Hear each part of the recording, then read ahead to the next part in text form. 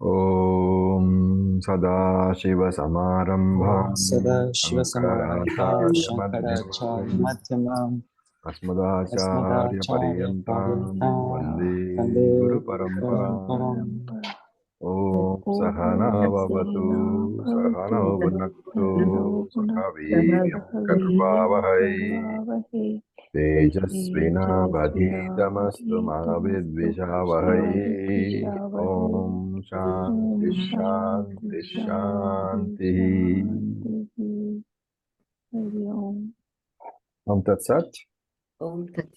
So we had finished a little bit of an introduction to the first chapter, second section, that is the Prathama Mundake, Dvitiya Khanda.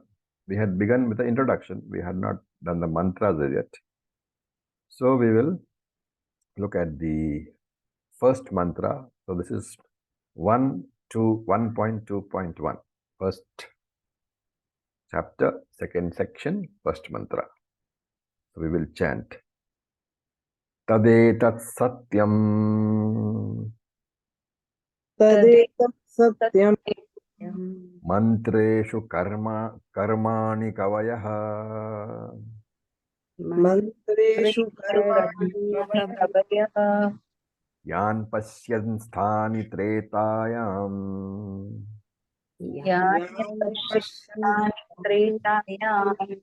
bahuda santatani bahudha santani tan yacharathanyatam satyakamaha tanyācarathaniyatam satyakāmah eshavah pantha sukrutasya loke. Okay,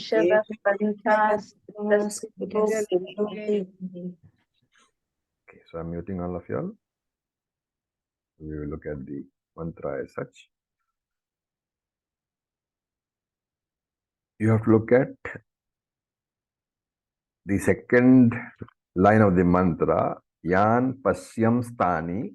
So from that, we take out the word Tani and add it to Karmani of the first line. So Tani Karmani.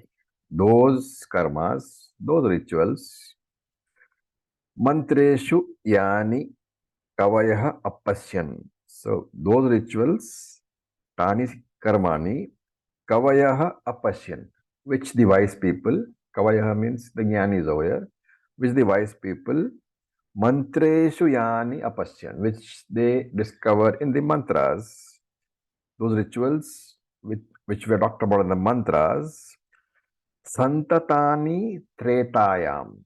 These are Santatani means are spread over, are found all over, therefore Tretayam in the three Vedas. So those rituals which are contained in the mantras of the Vedas, which the wise people discovered, these are spread all over the three Vedas. And Bahuda, variously, in various ways, they are spread over the three Vedas. And Tad Etat Satyam. They are all true. And Satyakamaha is being, the students are being addressed. Satyakamaha means those who are desirous of seeking the truth. Of, in this case, Satyam has to be taken as results. Karma phalam. So, O seekers of karma phalam, these rituals are spread over all the Vedas, and these rituals have been discovered in the mantras by the wise people. And therefore, what should you do? Tani acharatha niyatam. You should perform them regularly. And for you, eshaha panthaha loke sukritasya. For you, this is the path for gaining the results of your actions. So in short, the various karmas which are found in the mantras spread over all the three Vedas and which were discovered by the wise men, by the jnanis, they are all true in the sense that what they say, they will deliver. And therefore, if you desire the fruits of karma, you should practice them always. And this is the way for you to attaining karma phalam. In brief, now let's look at in detail. So, tadetat satyam. So, what is stated in those mantras? So, tat is that is which is going to be said, and it can be taken as that. Tat also means far away, which means not known as yet. So, tat and etat. So, etat means close by. So, tat and etat have to be taken, understood carefully. Tat is meant to be connected to the student. So, that which the student does not know, and etat.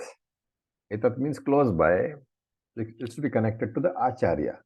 So that which the student does not know as yet, etat is known to the Acharya, in the sense it's close to the Acharya, meaning it is in the mind of the Acharya, it is known to him. So that etat which is known to the Acharya is going to be converted to tat, which is going to be known to the student. So tat etat has to be understood in that manner. What is known to the Acharya is now going to be told to the student, and therefore the student will understand. He will also know it. So that tat refers to all the karmani, all the various karmas, and this is being called by the term satyam. So satyam here does not mean the truth. It doesn't mean Satchit Ananda. Ananda. It does not mean anything like that. Satyam here means they are all connected to the Vedic rituals. Every Vedic ritual has several activities. You have the rite, you have the invocation of the devatas, you have the cleaning up of the place before that, then invoking the devatas, asking them to sit there, give the offerings, and then later on telling them, okay, I have finished my puja, now you can go. The whole set of rituals connected with one yajna. Now, all these rites, all these rituals, you will find in the Vedas that they are grouped in 3 different categories. So one set of these categories of these rules you will find in Rig Veda, another set you will find Yajur Veda, and yet another set you will find in the Samaveda mantras. And even though they are found in among the 3 Vedas, that is why he is saying this, the ritualistic rules for any one ritual is not found just in one Veda, but you have to know all the 3 Vedas. And then they have to be all brought together to form one ritual. So that's why Vedic study is so confusing, especially Karma Kanda. So they have all to be incorporated into one ritual. But remember, there are 3 groups of karmas. And if you remember earlier discussions, each Veda has a practitioner. So each Veda has a different type of priest, right? And they have different names. For example, a Rig Veda priest, a priest who is familiar with the Rig Veda mantras. So here priest, of course, means a Brahmin priest who is familiar with the Rig Veda mantras. He is called a Hota. Similarly, a Yajurveda priest is called a Advaryu, and a Samaveda priest is called a Udghata. There are 3 different names. When you hear them, you should know. Hota means a priest who is familiar with the Rig Veda rituals. Advaryu means a priest who is familiar with the Yajurveda rituals, and Udghata means a priest who is familiar with the Samaveda rituals. And this Rig Veda karma, which is the Hotra karma, is called Hautram. Hautram is the karma which is done by the Hota, the Rig Veda priest. Similarly, the karma done by the Yajurveda priest, the Advaryu, is called the Advaryamam. And similarly, the karma done by the Samaveda priest, the Udghata, is called the Audghatram. So different names. We should at least be familiar with the name so that if at all you hear it somewhere else, we are not at sea. Okay. What about the 4th Veda? The 4th Veda is the Atharva Veda, right? We have talked about Rig, Yajur, and Sama. And the 4th Veda is the Atharva Veda. Why does he say Tretayam found in 3 Vedas? So you have to connect that also. Here in the mantra says Tretayam, found in the 3 Vedas. So the mantras governing rituals, the instructions governing rituals which are found in the mantras, they are found only in 3 Vedas, Rig, Yajur, and Sama. Okay, they are not found in the Atharva Veda.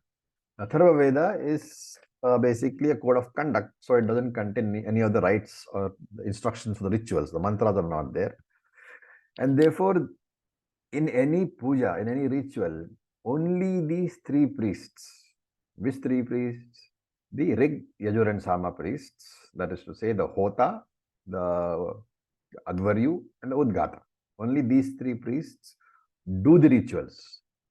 What is the role of the fourth Veda? So the Atharva Veda priest is called Brahma. Okay, again, we have to be careful. This is not Lord Brahmaji or Brahman. It's just the name given to the Atharva Veda priest. And as I said, the Atharvana Veda or the Atharva Veda usually does not contain any mantras directly connected to the rituals. And therefore, the rituals are performed only by the priests of three Vedas. And the Atharvana Veda priest, he is usually a Chaturvedi. Okay. What is a Chaturvedi? We have discussed this earlier also. What is a Chaturvedi? What is a surname, of course. We know it's a surname. But what does it indicate? The one who has studied all the four Vedas. Yeah. So we have different names to indicate that. We have Ekavedi, Dvivedi, Trivedi. All indicate the number of Vedas which they have studied. And this Chaturvedi, he is supposed to have studied all the Vedas, so he should be knowing all the four Vedas. But since he is a Yajurvedi, Atharvana Vedi, he is not required to participate in the ritual. Therefore, he is the supervisor. Okay. Now remember that the other priests can be Ekavedis only. They can know only their own Veda. One has to know Rig, one has to know Sama, and one has to know Yajur. So they need not be even Dvivedis or Trivedis. They need to be only Ekavedi. They only need to know their own Veda. But this supervisor, this Brahma, he needs to know all. And therefore, if in any ritual is being done properly, you will hear, if you are hearing the ritual, you will hear the words Brahma, Brahma, Brahma, Brahma. So when you hear that word in a ritual, it is not the invocation of Lord Brahmaji. It is the request to the Brahma. Who is the Brahma over here? Chaturvedi. The supervisor is the Brahma, the Atharvana Veda priest. And it is mandatory in the ritual to, before you do anything, to ask for permission from the Atharvana priest, from the Brahmaji, and from Brahma. That is why in the ritual, if you're hearing, you'll see Brahma, Brahma, Brahma. Okay. Remember that this is the Chaturvedi. He has to know all the four Vedas. Okay. And it's not very easy to find a Chaturvedi nowadays because there is not, much remuneration arising out of that. So people find it difficult enough to study one Veda. So to find a person who has studied all the four Vedas, very difficult. So you'll find more often than not that in a ritual, the three priests are there and the fourth seat is vacant. There is always a fourth seat. But unless there is a Chaturvedi present, the fourth seat won't be there, it will be vacant. That is because you don't find Chaturvedis. There is no occupant for the seat. Okay, that's a brief background how rituals are done. Okay. Now, this Satyam, the Shankaracharya says that Satyam here refers to karma phalam. Why? Because any karma necessarily produces karma phala, right? Why does he say this? Because the Veda prescribes for most of the rituals, you will find it Karma Kanda, for most of the rituals, Veda will say this is a ritual and this is a phalam. Okay. And the prescription of the ritual is usually accompanied by a mention of the phalam or the mention of the consequence. But there are also ritualistic descriptions where the phalam is not mentioned. So you'll have both. In many rituals, you'll find this is a thing and this is a phalam. And then some rituals will just say this is a ritual and leave it at that. Okay. What is the phalam in the case of a ritual where the ritual is not, where the Veda doesn't mention the phalam? We have discussed this also in Gita class. Where the ritual is mentioned and the phalam is mentioned, it is very clear that Veda says this is the ritual and this is the fruit. But there are many rituals where you'll find Veda will mention the ritual but not mention the phalam. What is the phalam in such a case? It's a very basic rule which you must know. No ritual can be without phalam. Because it's a karma. Karma means karma is one side of the coin. Karma phalam is second side of the coin. And therefore, usually you will find that ritual will mention phalam. It is not mentioned. There is a phalam. And what is that? Could it be Chitta Shuddhi? It is Chitta Shuddhi. It is Punyam leading to Chitta Shuddhi. Okay? That's absolutely correct. Remember that always. No karma can be without phalam, whether it is mentioned or not. Whether it's mentioned specifically, then that is a phalam. When it is not mentioned, it is Punyam leading to Chitta Shuddhi. Okay. So this is why Shankara says Satyam here can be taken as the karma phalam also. And then it says Mantreshu karmani kavayoho yan pasyan. So kavayoho is a kavi. Kavi is literally meaning poet, but in Shastram, kavi means a person who has the right vision. So a Vedic rishi over here, a person who has the samyak darshanam, the right vision. Therefore, he is a Vedic rishi. What did he do? Apashyan. Yan apashyan. He discovered these mantras in meditation. So this mantra indicates how the mantras have come to us. So Ishvara gives the Vedic teachings to rishis. Why? Because they have a prepared mind, and therefore the Sapta rishis had a very, very sattvic mind. And therefore they received these mantras in their meditation. And according to tradition, therefore, mantras are always there. Together with the world, the mantras are delivered, and they're always there, but they can be received only by someone whose mind is well prepared. And tradition holds that the Sapta Rishis were of very sattvic quality, so in meditation they received these mantras. And therefore, apashyan. So the apashyan is that which cannot be seen. So they saw, they heard rather. And what did they hear? Mantreshu karmani. In the Vedic mantras, they heard. And this Mantreshu karmani refers to the karma kanda. And when you say karma kanda, what kind of karma? So in English, we have a saying from A to Z, meaning covering everything. And the Vedic equivalent of that is, the Vedic equivalent of A to Z is Agnihotram to Ashwamedha. So Agnihotram is a very simple ritual where some mantras are chanted.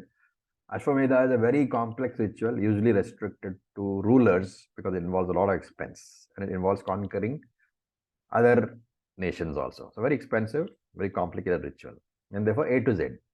All the karmas, so Mantreshu Karmani refers Agnihotram to Ashwamedha. Every single karma mentioned in the Karma Kanda. Well, let's take Agnihotram. It's a very simple Vedic ritual where it's supposed to be done daily, in fact, thrice daily, and some mantras are to be chanted with the puja. So you have early morning, for example, you have Surya Swaha, Prajapataya Swaha, Iti Prataha. This is the morning oblation to Lord the Surya Devata and Prajapati, Lord Brahmaji. Then in the evening, you have Agneya Swaha, Prajapataya Swaha, Iti Sayam. So evening oblation to Lord Agni and Lord Brahmaji is also there. In both cases, Lord Brahmaji is invoked. In the morning, it is Surya who lights up the sun, who lights up the day. Evening, it is Agni who lights up the night. Of course, one should remember that Agnihotram, to be eligible to do Agnihotram, what is the primary criteria? You should be married. You should be married. Only after you have a wife can you do this, because she has to permit you to do. So that is why the wife is so important, because without her permission, nothing can be done. So karmani, varieties of karmas are there, and mainly in Rig Veda, Yajur Veda, and Sama Veda. As I said, Atharvana Veda is more or less code of conduct, and therefore not much used in these ritualistic portions. Then he says, Tani Tretayam Bahuda Santatani. They are spread over all the three Vedas. The three Vedas are prominent all over the Veda Purva Bhaga. The normal meaning we take is these three Vedas. Shankara gives another meaning. Shankaracharya says it can be taken as Treta Yuga. So Vedic karma which is present in the Treta Yuga. So what are the yugas? Do you remember? First of all, what's a yuga? Very basic questions. It's a time period. It's a time period. And how many yugas are there? 4. 4. What are they? Satya Yuga, Satyuga, Dwapar, Dwapar Yuga, Kali Yuga. Kali Yuga, and Okay, what is all this? Remember, we have done in great detail in Bhagavad Gita. What is the ratio of number of years? If you take Kali Yuga as 1, what is the ratio of the next? What is the next one? Take it in sequence. First is, let us say, existing one, which is Kali Yuga, right? We all know this is Kali Yuga. I hope you know this is Kali Yuga, right? Now, what is the earlier one called? You've forgotten your Bhagavad Gita class. Hello, Ravi ji. Gita. Yes, Natarajan ji. To say it's okay. Hello. Yeah, Nataraj, bolo. The ratio is always 1:2:3:4, I think. Correct. And then, it goes with the golden age, silver age, iron age, and then this Kali Yuga. Okay. So, correct. So, Kali Yuga is generally taken as some 420,000 years. Okay, this is in one of the Upanishads. So, that's where it comes from. And Kali Yuga, if you take it as ratio of 1, the next one is pretty obvious with the name actually. Dwapara. Dwa means what? 2. 2. Right? So, Dwapara is the next one, which is double that. And the next one is Treta, which is 3. Right? So, that is triple that. And the other one is Krita or Satya Yoga. Both are named. 2 names are there. Krita Yoga, Satya Yoga. That is 4 times. So total is 10 times. Anyway, so those are the 4 yugas. And in each yuga, it is said that a certain type of sadhana was predominant. So in the Krita Yoga or the Satya Yoga, the sadhana which was predominant was dhyanam, meditation. In the Treta Yoga, the sadhana which was predominant was karma yoga, karma. In Dwapara, the sadhana which was predominant was archana, worship or bhakti. And in Kali Yuga, what is the predominant sadhana?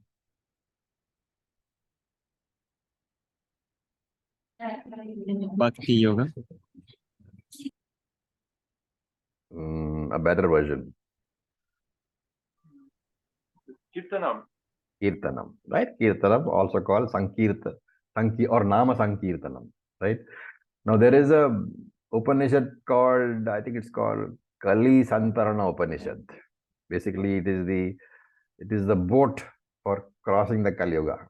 And that Upanishad contains a very famous mantra, Hare Rama, Rama Rama, Hare Hare. There it says, this is the only sadhana you can do in this particular yoga because your mind is not good enough to do any other sadhana. So you can see how it comes down from meditation to karma, to upasana, to namasa. Anyway, it's just by the way, it doesn't mean that we have to do jnanam only to get moksha, right?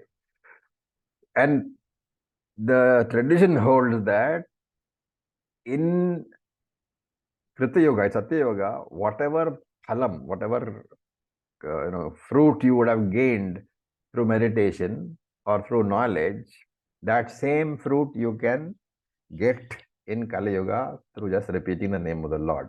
This is all meant for making us enthusiastic. So don't take it too literally. You can't get moksha by just repeating the name of the Lord. Indirectly you can, because repeating the name of the Lord will give you Chitta Shuddhi, Chitta Shuddhi will give you Jnanam and so on. Okay. But the problem is that these the phalam here, Krita Yoga is Dhyana Pradhanam, Treta Yoga is Karma Pradhanam.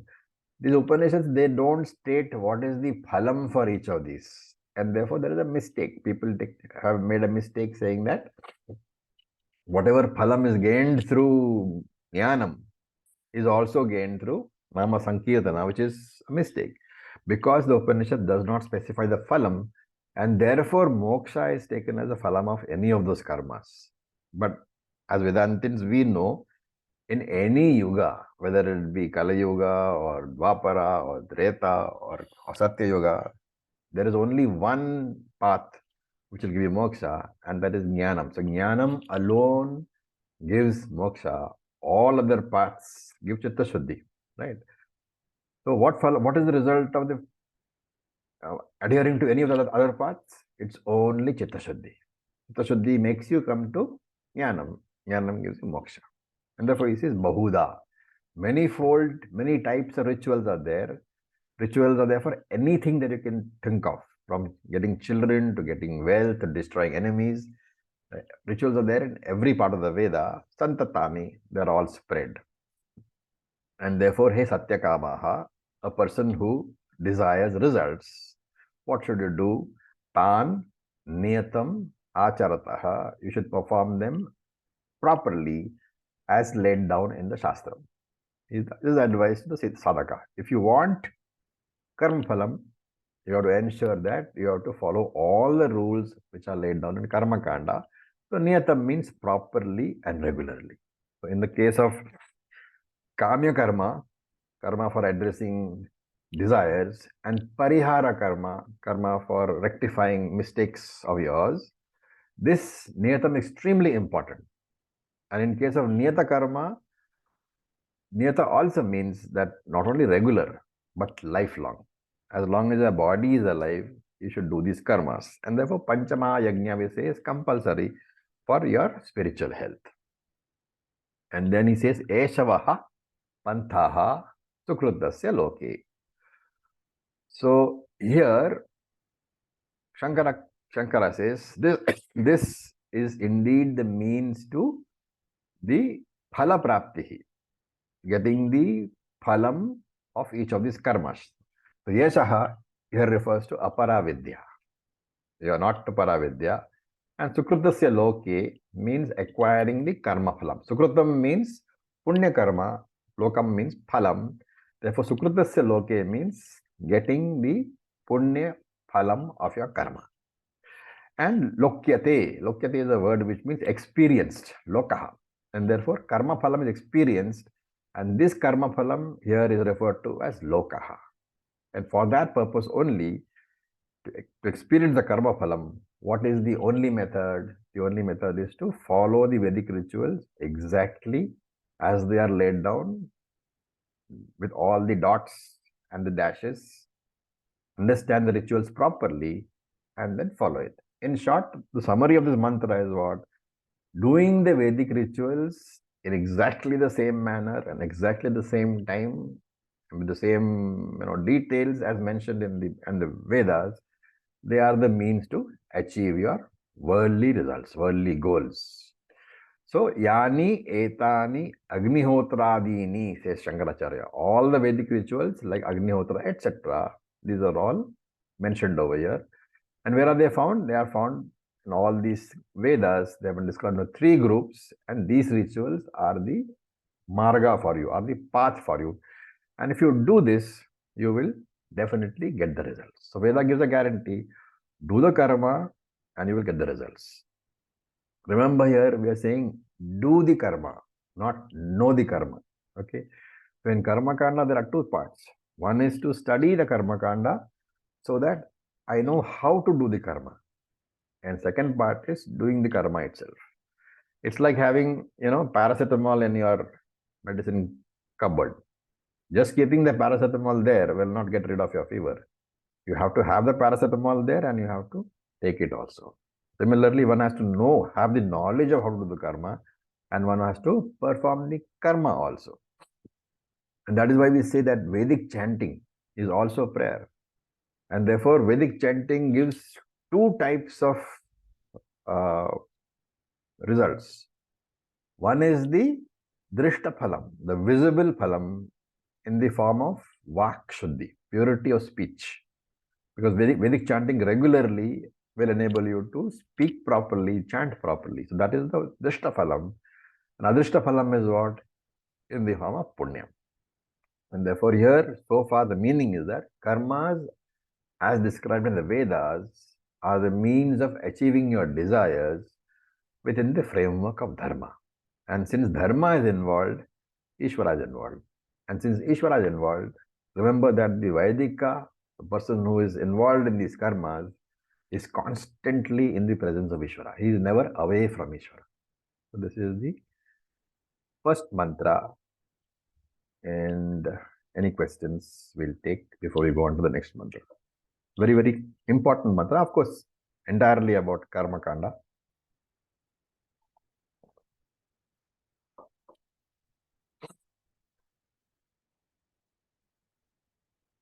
So, as a group, I think you are not too interested in Karma Kanda. Most of you are all, jnanis. Okay, so let's go on. Acharya, I was just about to say this, that why is it that we feel so dispassionate about Karma Kanda now? Well, I would say that, to be very honest, that most of you really don't believe that Karma Kanda will give the results it does. That faith is not there. So when Karma Kanda says you'll go to heaven, you probably think, oh, well, who knows whether I go to heaven or not. Is that true? But like you said, moksha can only be given by Jnana Kanda. So why focus on heaven? Yeah. Yeah, Natraj. Yeah, I agree with you, Raviji. That is one of the main reasons why, most of the Vedas people are not interested, don't read. Yeah, absolutely. Even, I stay in a senior citizens home. When the Panditjis are called for ritual, it's just, it's something to be done. That's all. They're not to be believed in or anything. Exactly. So in the threats, for example, it's just for the sake of doing it. That's all. Yeah. You can please see it here.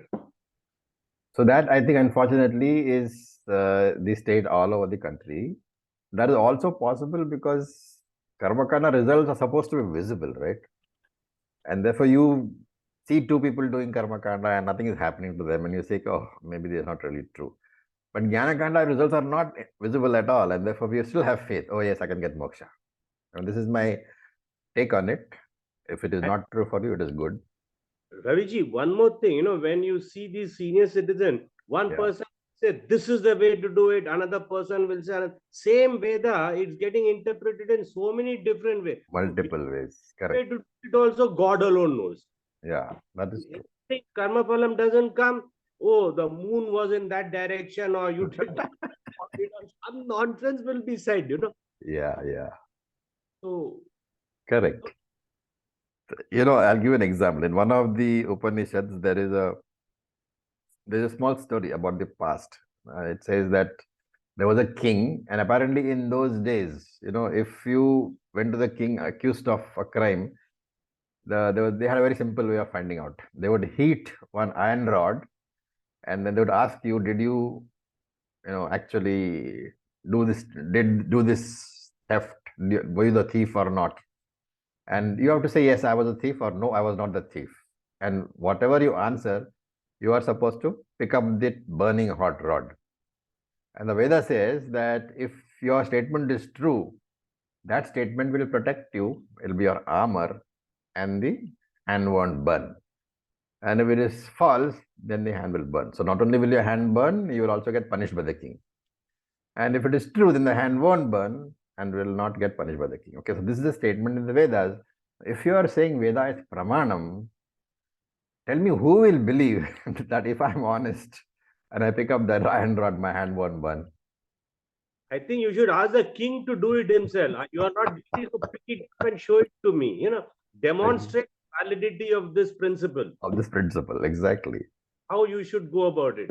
Yeah. So I asked actually one Vedic scholar this question, and I said that I have yet to see any human flesh which will not get burned by a red hot rod. So he told me, you don't have faith. That's why. And one is question of faith, Raviji, and other is to do with science. I mean, science has been demonstrated so often, so many times, and Absolutely. all the principles Absolutely. of science. And Yeah. one is your knowledge, second is your experience and your perception. If these are inconsistent, who's going to believe anything? Exactly. And therefore, we say that, you should use the Vedic statements only where those statements are in respect of subjects which cannot be validated by logic or by science. And in fact, I've often said that if you find that a Vedic statement can be invalidated or negated by the use of logic or by the use of science, you reject that statement because it is no longer valid. And therefore, a statement like, if I do karma, I will get punyam, and that punyam will take me to Swarga. It's okay to believe because there is no way of either proving or disproving. But a statement like this, if you are not guilty, your hand will not get burnt. I mean, that's very easy to disprove, right? Logically as well as scientifically. Om sir, Yes, Uddar. in South India, even today people walk on that fire, no?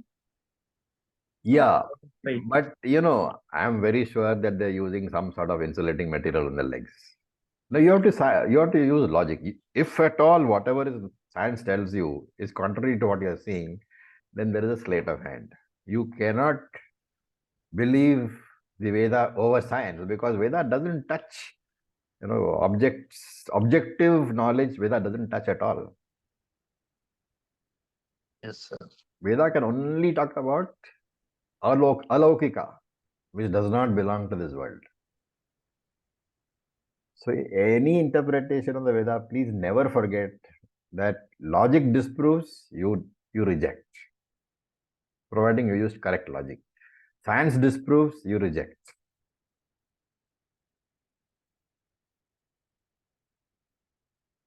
That is the only way for you to consistently have faith in the Veda. Otherwise, it amounts to blind belief. And Vedanta never says have blind belief. In fact, it's a very antithesis, we say. Question everything. Yes, sir. Okay, so we will go back to the next mantra, mantra number 2. So we chant. Yada lelayate herchihi Yada samidhe havyavahane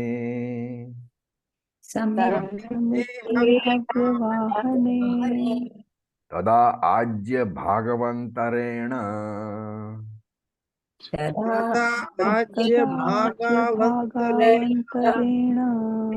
ahuti pratipadayet.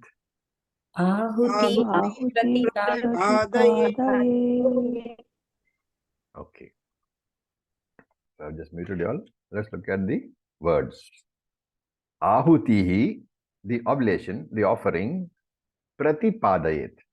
So remember now that this you have to connect to the previous mantra.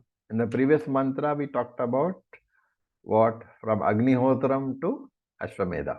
Okay. So Agnihotram is being described here. The simplest of the rituals. This is a reference to that. So Ahuti Pratipadayet. One should offer the Ahuti. Pratipadayet means one should offer. Ahuti is the oblation, the ghee or whatever you're offering. One should offer the Ahuti Antarena. Antarena, in between Ajya Bhagav, between the northern and the southern sides, the left and the right side you should offer. And of what? Of the Homakund, okay? Of the northern and southern side of the Homakund, the left and the right side of the Homakund. In between that, you should offer the Ahuti. And tada, at that time, and which time?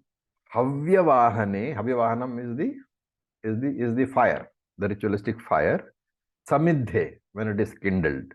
So when that fire is kindled, at that time you should offer the oblation in between the north and the left side. And yadahi archihi lelayate.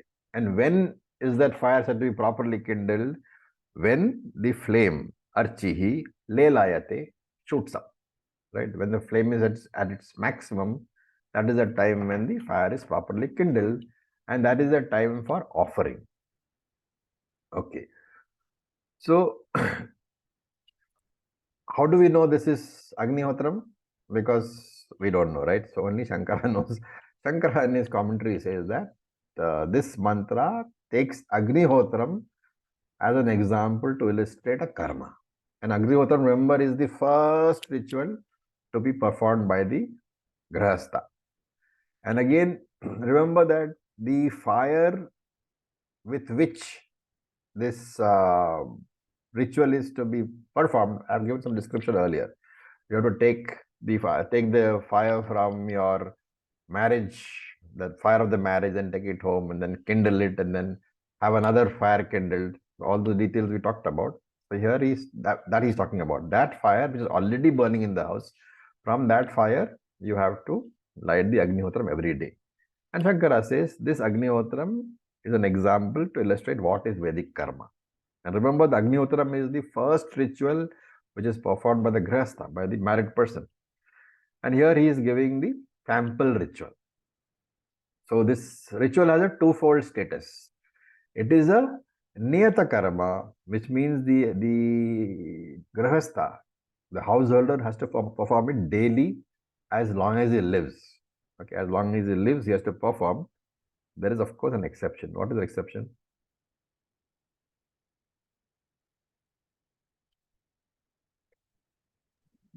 If his wife pass away, If he is dead, of course, he can't perform. What is the other exception? Sannyasa. Yes, Tatraji, that's correct. If he takes sannyasa, that sannyasa is civil death. Okay, the grahastha is dead to the world when he takes sannyasa, and therefore he is not required to. That is why it's called in Gita they said Niragnihi, the person who has renounced the fire. That Agni there refers to this particular ritual, Agnihotram. And the person who takes sannyasa is no longer eligible to do Agnihotram, so he's called Niragni, right? Okay, so there are twofold status. One is Niyata karma, regular karma, and one is it is Kamya karma. You can make a sankalpa saying that for every karma, remember there is punyam, and you can encash that punyam for non-chitta shuddhi purposes. You can say, I want a good son, or I want, I want more wealth, or I want success here. So all this, it can be used as Kamya karma also. Therefore, this Agnihotram has two statuses, Nitya Agnihotram and Kamya Agnihotram. It can be done in either ways. So, Nitya Agnihotram, it has to be done. It can be done as Kamya Agnihotram, or it can be done as Nishkama Agnihotram. Either way. Nityam, of course, is regular. There is no going past Nityam. There is no choice there. But whether it is to be done for Kama or not is a choice. Remember that if it is being done for Kama, if it is Kamya Karma, the rule is, and I don't get tired of repeating this because my Guruji never got tired of repeating it. The rule is that when one does any karma for material benefits, every shastric rule must be very, very strictly followed. The fire must be kindled properly, the chanting should be proper, correct intonations, dakshina should be there, and if everything is done properly, you will get good results. If things are not done properly, you may not get the results, or worse still, you may get adverse results. This is what Shastram says. However, there is a provision. If you are not doing it as a Kamya Karma, if you are doing it for Chitta Shuddhi, then the Chitta Shuddhi benefit will be definitely there, even if you make mistakes in the procedure or the rituals. If you don't chant properly, if you don't kindle the fire properly, if proper dakshina is not given, as long as you are doing it for Chitta Shuddhi, remember that any mistakes are nullified, right? And here, as part of the study of Karma Kanda or Paravidya, the teacher is presenting the Purva Veda, where the rituals are being mentioned. And again, I said, it is a sankalpa before doing the ritual, which decides whether it is Kamya Karma or Nishkama Karma. We are calling it Nitya Karma here instead of Nishkama Karma. So if the sankalpa, supposing you say, I am doing this karma for punyam, right? And remember that you need to state what is the purpose of that punyam of yours. If you are going to encash it for chitta shuddhi, then it is nitya karma or nishkama karma. If you are going to encash it for materialistic benefits, then it is kama karma. And therefore, during the sankalpa, if you don't ask for the, so we can divide the punyam into two pieces, two parts. One is punyam, which is going to give you materialistic results, worldly results. And one is punyam, which you are going to use for chitta shuddhi. So for our purposes, we'll call it materialistic punyam and spiritual punyam. So what is the rule? For materialistic punyam, you have to ask specifically. And if you don't ask, then remember it's a karma. So karma has to have karma phalam. And therefore, if you don't ask for materialistic punyam in your sankalpa, then the punyam generated, it will be generated. It will be spiritual punyam only. It can only be used for chitta shuddhi. That punyam which you generate without asking in the sankalpa, that cannot be used. It will not work for giving you material benefits. And here the ritual being talked about is Agnihotri. And the person who does the Agnihotram is called Agnihotri. What is the ritual? There is a Homakunda. So all of you know what a Homakunda is, right? It's an assemblage of bricks in which you kindle a fire. Once the fire is kindled, then the fire has to be fanned, so it is well kindled. So we say Samidhe Havya Vahane, right? Now remember that in different rituals, Agni Devata has different names. So if you're wondering what is Havya Vahane, Havya is the Havihi, the offering, which is the ghee in this case. Vahana is what? Vehicle. Vahana is a vehicle. So can you guess what Havya Vahana means?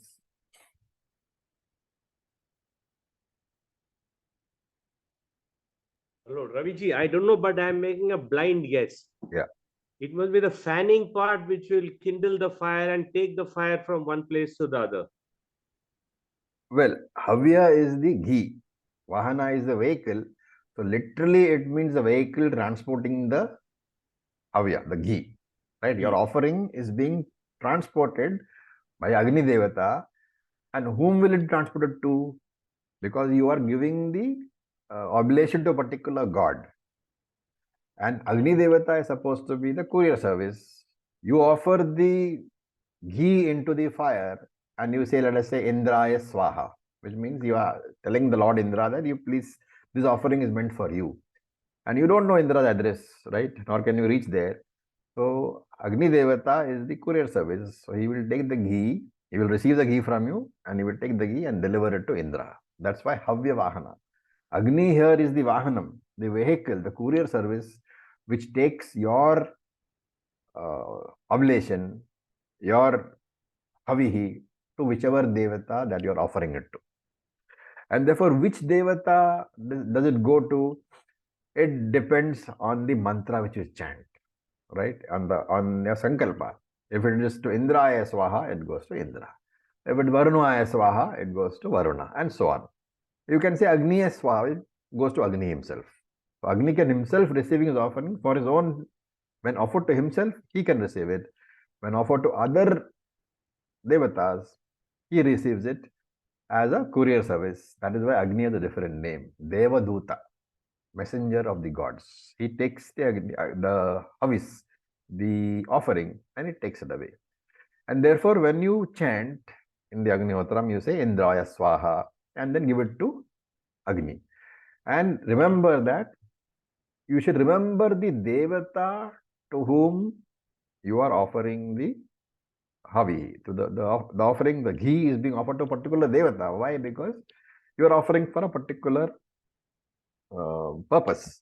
For example, I have got, let us say, weak eyes, and I want to do this Agnihotram and say that it's a Kami Agnihotram now. I want it I want the Devata to say that I'm offering to the Devata, please make sure my eyes are strong. Who is the Devata for the eyes? Surya Devata. Surya Devata. So when you do the Agnihotra, you will say Surya Swaha, Suryaya Swaha. So you're offering the ghee to Agni Devata. Agni Devata is receiving the ghee from you and carrying it to Surya Devata. And then you also add Na Idam Mama. Na Idam Mama means it is no longer mine. So this ghee which was no longer mine, I have given it to you. Hey Agni Devata, you please take it and go to Surya Devata and give it to him and carry my sankalpa which says that my eyes are weak. Please, straighten it out for me. So that Na Idam Mama is the sort of final part of the ritual where it's a sort of transfer of property document. It's no longer mine, it is yours. With that, you have handed it over to Agni Devata. Agni Devata will not carry something which is yours. You have to, because he is a courier for the Devatas, he is not your courier, right? Remember that is a very important portion. He is not your courier, he is a courier for the Devatas. It's a pickup service. When you offer your ghee into the fire, he comes and picks it up on behalf of the Devata. So that is the reason. Okay. Then there are more descriptions. Samidhe, the fire should be well lighted. Why is that so? Because if it is not a well lighted fire, there will be smoke. And when there's smoke, then you will be crying when you do the puja because your eyes will be watering. And then how do you kindle that good fire? So there's a thing called Indaha. Indaha means the Indhanam is the fuel. So with the help of various fuel, in those days there were twigs, woods, etc. Okay, and remember that the Vedic part of the ritual found in the Karma Kanda, they will not only specify the type of the kunda, Homa Kunda, they will also specify the earth from where you have to get the mud to make the Homa Kunda, to make the bricks. They will also specify what are the indams, what are the various types of fuel that you can use.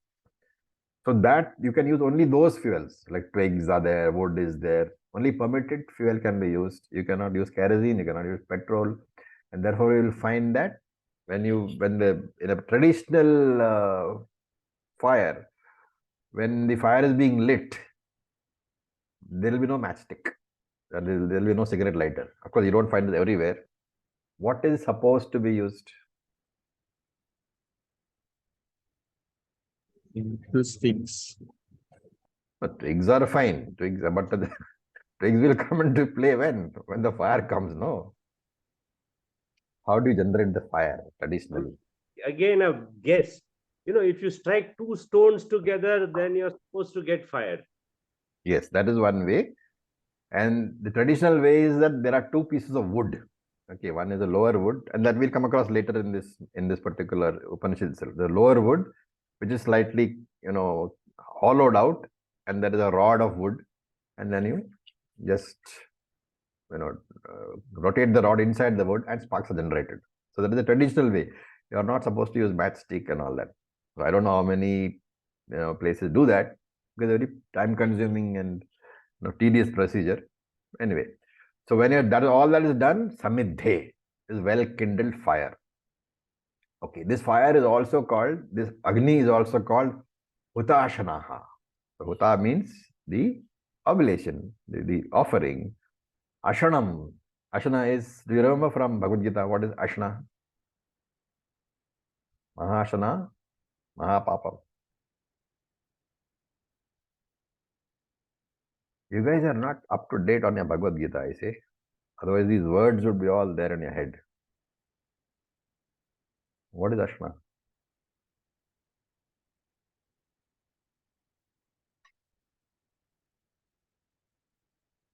Come on, guys.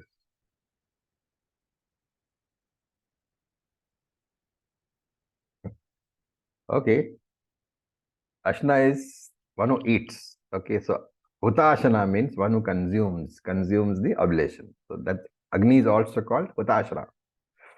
Okay, then he says Archi Lelayate. So Lelayate means moves. Archi is a fire. So when the flame begins to move, and actually saying when the flame begins to dance, And there are different types of flames you will find in the Homakunda. And tada, at that time, tasmin kale, at the time when the flames begin to move, lelayamane is to move. Chalati. So lelayamane archihi. In that moving flame, and lelayamane is moving. Moving is adjective to flame, remember. Visheshanam to archi, not to anything else. So in that moving flame, what should you do?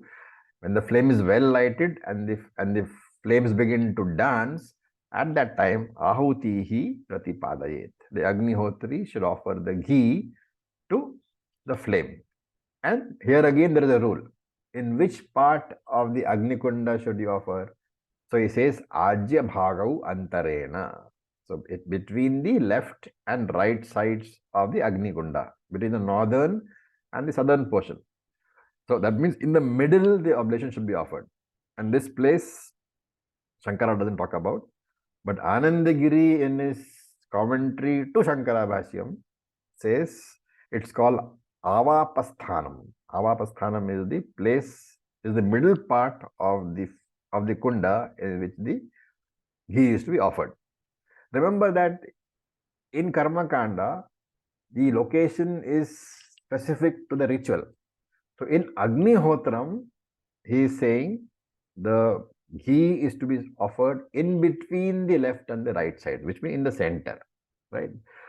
But in other rituals, you will find that there are different locations. So in some cases, the ghee is to be offered to the left side. In some cases, the ghee is to be offered to the right side. In some cases, you're supposed to sit to the left and offer to the right. In some cases, you're supposed to sit to the right and offer to the left.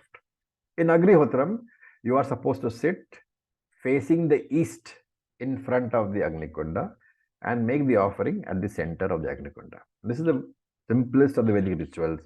And the Vaidika is supposed to perform this twice a day until sannyasa or until death, whichever is earlier. And this is not a ritual which is done by itself. It is usually done with other rituals, which we will see in the next verse, the next mantra, in the next class.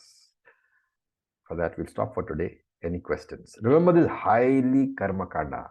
So if you are not going to do it and you don't remember, it is okay. But one should know the names, one should know the... If you ever come across these terms somewhere, somebody says you're a Vedic student and says, Homa Kunda, or says, one should know what it is. One should not be blank.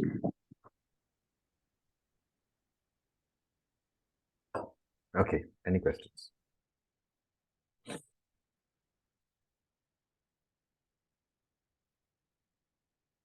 Okay, so we are all thoroughly up to date on Karma Kanda. So with this, we'll stop for today.